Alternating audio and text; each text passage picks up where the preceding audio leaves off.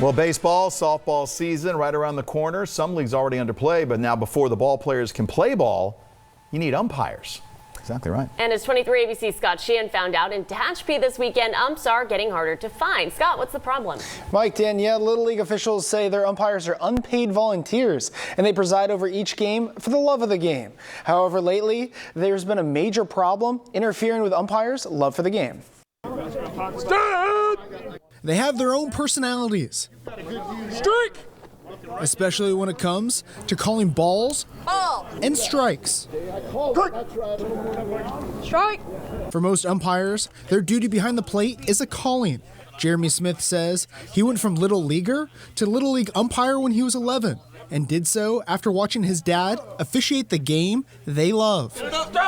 Seeing him do it and doing it right, and all the stuff they teach just kind of inspired me, and I was like, that's really cool. I want to do that, and it's cool to give back to the community and to give back to the kids. I grew up in that program. It was cool to then turn around and be able to give back to it. 14 years into his service to the game, Smith says there's one aspect of the game growing noticeably worse.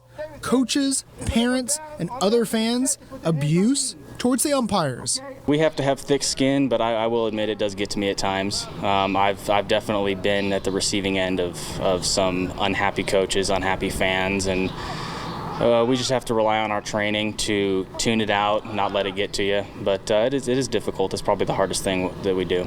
Local umpire officials say abuse of umpires is a growing problem. So much so that Smith says in the last couple of years, his yearly umpire training now includes with how to deal with umpire abuse. And that abuse has driven off 2/3 of our local Little League umpires. 8-10 years ago, we used to have 35 district certified umpires that were regularly doing games.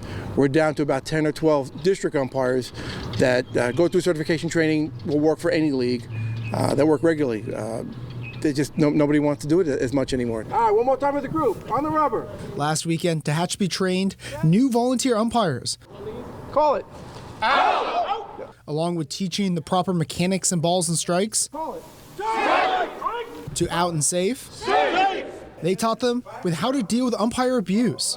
For a new umpire like Andrew Branch, he hopes people yelling at him doesn't get in the way of his love of the game. I want to have kids have a good, fair game so they can get what they want in a game.